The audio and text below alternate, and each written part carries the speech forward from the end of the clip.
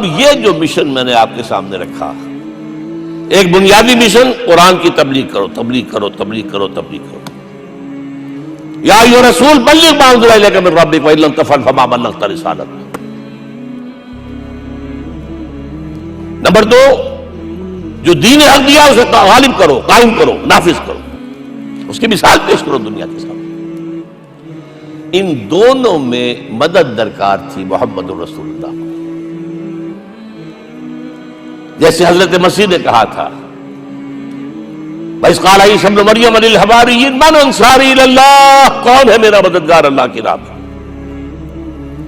جیسے کہ اللہ فرماتے ہیں سورہ حدید میں، بڑی پیاری آیت ہے، بڑی ریولوشنری آیت ہے، بلکہ میں لفظ استعمال، بڑی ننگی انقلابی آیت ہے قرآن مجید کی۔ اتنا صاف اللہ تعالیٰ ہی سچ بول سکتا ہے، کوئی اور تو ضرور کہیں نہ کہ اس کے اوپر کوئی کپڑا ڈال کے بات کرے گا۔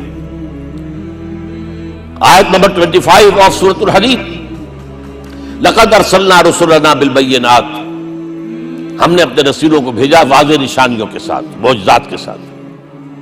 وانزلنا معهم الکتاب والمیزان، ان کے ساتھ کتاب اتاری، شریعت اتاری، میزان اتاری، نظام اتارا۔ لِيَقُومَ النَّاسُ بِالْقِسْطِ، تاکہ لوگ عدل پر قائم ہوں۔ اس لیے کتاب کیوں بھیجی، رسول کیوں بھیجے، نبی کیوں بھیجے، وحی کیوں بھیجی؟ تاکہ لوگ عدل پر قائم ہوں۔ یہ اس سے بڑی آیت کوئی ہوگی؟ عدل اجتماعی، سوشل جسٹس۔ اب اگلا ٹکڑا پڑھیے، وَأَنزَلْنَا الْحَدِيدَ، ہم نے لوہا بھی اتارا ہے، فِيهِ بَأْسٌ شَدِيدٌ، اس سے اسلحہ بنتا ہے، جنگی قوت ہے۔ وَلِيَعْلَمَ اللَّهُ مَن يَنصُرُهُ وَرُسُلَهُ بِالْغَيْبِ، اور اللہ دیکھ لینا چاہتا ہے کون ہے اس کے وفادار بندے جو لوہے کی طاقت کو ہاتھ میں لے کر اللہ اور اس کے رسول کی مدد کرتے ہیں۔ دین اللہ کا، اسے قائم کرنا اللہ کی مدد ہے، اسے قائم کرنا محمد کا فرض ہے، اس کے جد و جہد کرنا محمد کی مدد ہے صلی اللہ علیہ وسلم۔ یہ تھی نصرت، اور یہ نصرت آپ کو معلوم ہے حضور کی زندگی میں صحابہ کرام نے کی ہے کہ نہیں کی؟ جو شخص ایمان لایا فوراً داعی بن گیا، فوراً۔ ابو بکر ایمان لائے، اور 6 جو ہے عشرہ مبشرہ میں سے چوٹی کے صحابہ، وہ ان کی دعوت پر ایمان لائے۔ سعد ابن ابی وقاص، طلحہ، زبیر، عثمان، سعید ابن زید، یہ سب کون ہیں؟ حضرت ابو بکر کی دعوت۔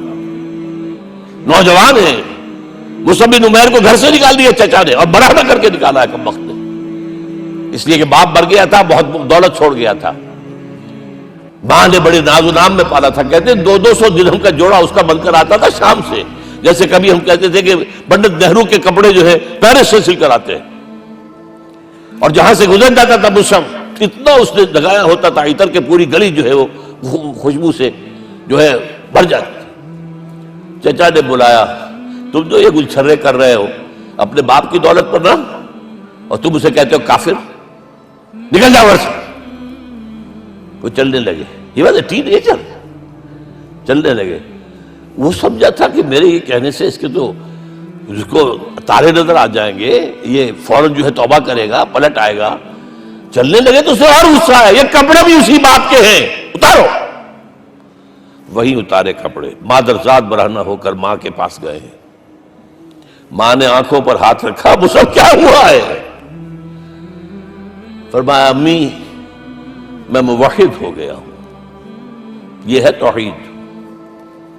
اور اب جا کر حضور کے دامن میں بیت ارقم میں اب ہمہ وقت کارکن ہے، قرآن اتر رہا ہے، پڑھ رہے ہیں، سمجھ رہے ہیں، قرآن اتر رہا ہے، یاد کر رہے ہیں۔ اور اس کے بعد جب کہا تھا مدینے والوں نے بیعت عقبہ اولیٰ پر کہ حضور ہمارے سے آپ کی ملاقات تو سال کے بعد ہی ہوگی، درمیان میں تو آپ کو معلوم ہے خونریزی ہے، کوئی قافلہ بچ کے نہیں آ سکتا، تو اب آپ ہمیں کوئی اپنا شاگرد دیجئے۔ مصعب بن عمیر کو حضور نے کہا جاؤ ان کے ساتھ۔ وہاں ان کا نام پڑ گیا المقری، پڑھانے والا، قرآن پڑھانے والا۔ 75 آدمی اگلے سال لے کر آ گیا ہے، اور اسی سے بیعت عقبہ ثانیہ ہوئی ہے، اور ہجرت کا راستہ کھل گیا۔ اور اس کو ایک دفعہ حضور نے دیکھا، مسجد کے دروازے کے سامنے سے گزر رہا تھا مصعب، پھٹا ہوا کمبل تھا جس میں لپیٹا ہوا تھا۔ حضور کی آنکھوں میں آنسو آ گئے۔ غزوہ احد میں شہید ہوا کس طرح؟ علم بردار تھا، ایک ہاتھ پر وار پڑا ہے، کٹ کے گر گیا، ایک ہاتھ سے تھاما، دوسرے پر بھی گر گیا، دونوں جو بچے ہوئے حصے تھے اس سے تھاما. پھر جب ختم ہو گئے اس کے بعد جو ہے جب دفن کر رہے تھے تو حضور کے سامنے پرابلم لایا گیا. مصعب کے جسم پر تو کوئی کپڑا ہی نہیں تھا سوائے ایک چادر کے، ایک دھوتی. اللہ اللہ خیر صلی اللہ. اور شہید کا کفن ہوتا ہے اس کا اپنا لباس. حضور وہ اتنا چھوٹی ہے وہ چادر کہ پاؤں ڈھانپتے ہیں تو سر کھل جاتا ہے، سر ڈھانپتے ہیں تو پاؤں کھل جاتے ہیں. فرمایا سر کو ڈھانپ دو کپڑے سے اور پیروں پر گھاس ڈال دو. That was the last dress which Musab got. تو یہ لوگ جو تھے محمد رسول اللہ والذین معہ، یہ ساتھی حضور کے جنہوں نے حضور کے مشن میں آپ کا ساتھ دیا. اور ایک خاص مرحلے کا تو میں آپ کے سامنے ذکر ہی کر دوں، اس لیے کہ دین کی اقامت، دین کا غلبہ، اس میں تو جہاد اور قتال آئے گا لا محالہ. Nobody is going to allow you to change the system. اگر سسٹم بدلتا ہے تو اس کے ساتھ جو مفادات بدلتے ہیں وہ ختم ہو جاتے ہیں، جو پریولیجز ہیں وہ ختم ہو جاتے ہیں.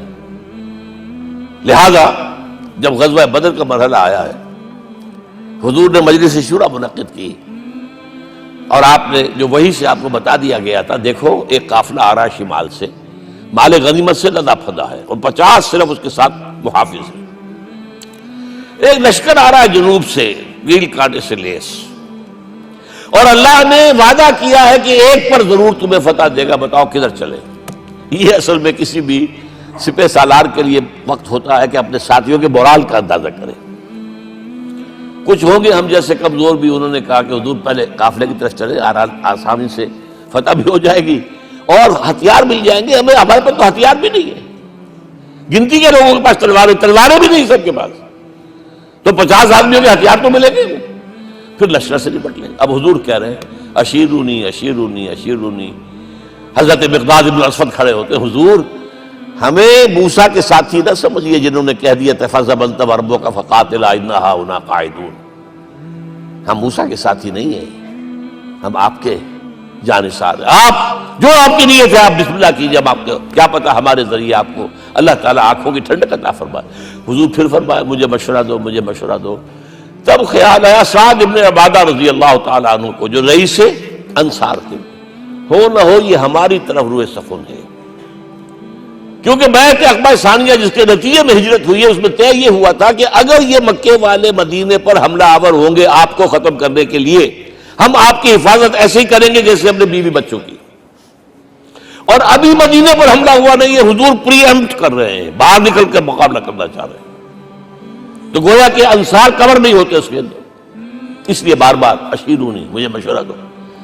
اب سعد بن عبادہ کھڑے ہوتے ہیں، کانک تعنینا یا رسول اللہ صلی اللہ علیہ وسلم. اے اللہ کے رسول شاید آپ کا روئے سخن ہماری جانب ہے. فإنا آمنا بک وصدقناک، ہم آپ پر ایمان لا چکے ہیں، ہم نے آپ کی تصدیق کی، اب ہمارے پاس چوائس کون سا ہے؟